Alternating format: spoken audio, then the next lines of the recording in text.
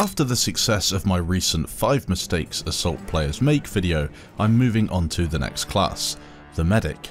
As you can see from some of the comments people did leave, many enjoyed the content even though it does cover some points that I've made in previous videos. At this point in Battlefield 1's life cycle it can be slightly difficult to come up with original ideas, but as you guys like the last one, I'll continue. So for this video, I'll go through 5 mistakes I see medic players making. I'll try to go on to some of the points in a bit more detail, looking at ways you can improve your game along the way. Starting out, we're going to go over something that I think a lot of people overlook in Battlefield 1, not running with the correct specializations. Not many people realise it, but the specializations in Battlefield 1 can really help you out, and running with some of the more powerful ones can give you a decent advantage on the battlefield. When I play medic, I like to have concealed rescue, stimulated syringe and flak. Some of these do need unlocking and it might take you a little bit of time, but they're definitely worth it. These 3 give me the boost I need when playing and they are really worth unlocking. Running with Concealed Rescue gives you a really nice special ability. Your soldier will drop smoke on downed teammates if you spot them, and although it has a 40-second cooldown, you'll soon realise that it provides a really nice set of cover for reviving and is essential if you want to be an aggressive medic. And as the specialisation's there, why not just take it? As I said, it takes a little bit of time to unlock, but it's definitely one that you want to be using. You won't always need it, but it will definitely come in useful when you have a squad mate down that is just out of cover, and you can see some examples of this in the background. Having the smoke provides a bit of additional cover and will definitely make the difference. The second specialisation I like to use is the Stimulant Syringe.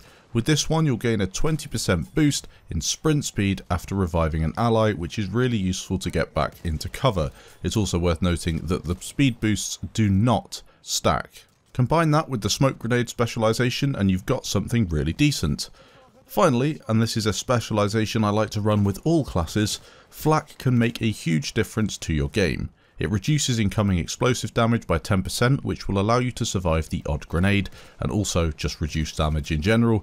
Battlefield 1 has plenty of explosions and having flak could just make that difference. I think the biggest mistake medic players make is just running any specialisation they can without actually realising how decent some of them can be. They might take a little while to unlock, but trust me, they are definitely worth it. Next up we have something that it's a bit of a short and sweet mistake, but many people make it, and it's one that can be definitely taken out of your game, and I've actually got a video coming out soon looking at the Farquhar Hill that goes into this tactic in a little more detail. Being reckless as a medic is no good. As a medic you want to revive, heal and kill enemies as much as possible. That being said, putting yourself in a position that gets you killed is not smart, and players should really concentrate on survival a lot more.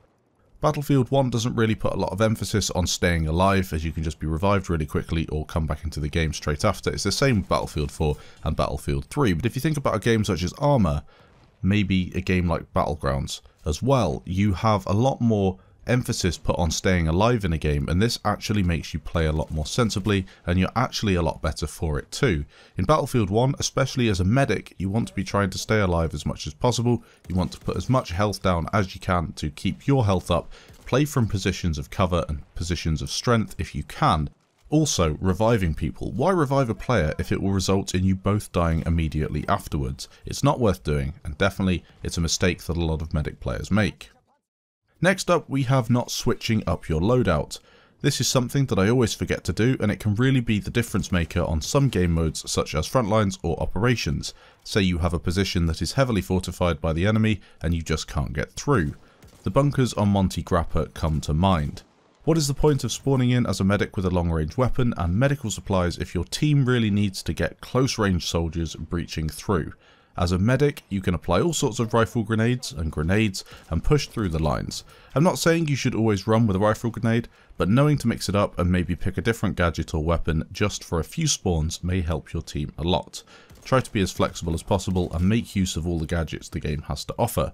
Another quick tip is to set presets in your loadout screen so you can quickly switch between kits when you die. As you can tell from the video in the background, I have my go-to loadout, my long range loadout and my breaching loadout.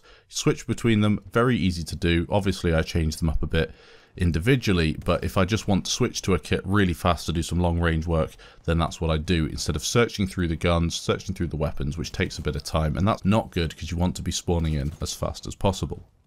Obviously, in this list I have to include the main reason friendly medic players frustrate me, and it's something that I've covered before. It always boils down to two main things: not revive me when I'm right next to you, and not healing me or my teammates when I'm standing within a few meters calling for assistance.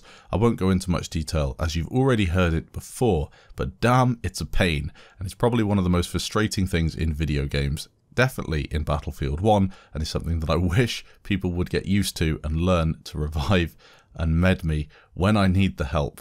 It's so annoying. Finally, a mistake I see a lot of medic players making is using the med crate over the med pouch. In certain circumstances it can be very useful, and say for example you are hiding behind a wall with a few teammates, having a medical crate is a lifesaver.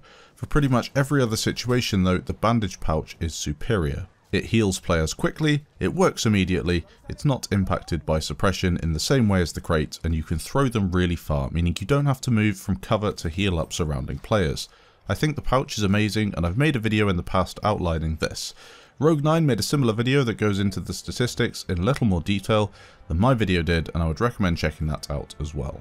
Hopefully you enjoyed this video. If you did, leave a like down below. I will be doing a sniper, a support, and a vehicle special top 5 mistakes that players make. If you have anything that you want to be included in that video, I'll include screenshots of your comments. Leave them down below. You can also join my Discord, the link of which can be found in the description, and discuss all things Battlefield, and we have many other games as well to discuss in more detail too. Thanks for watching guys, and I'll catch you in the next video. Wait, I fucking died.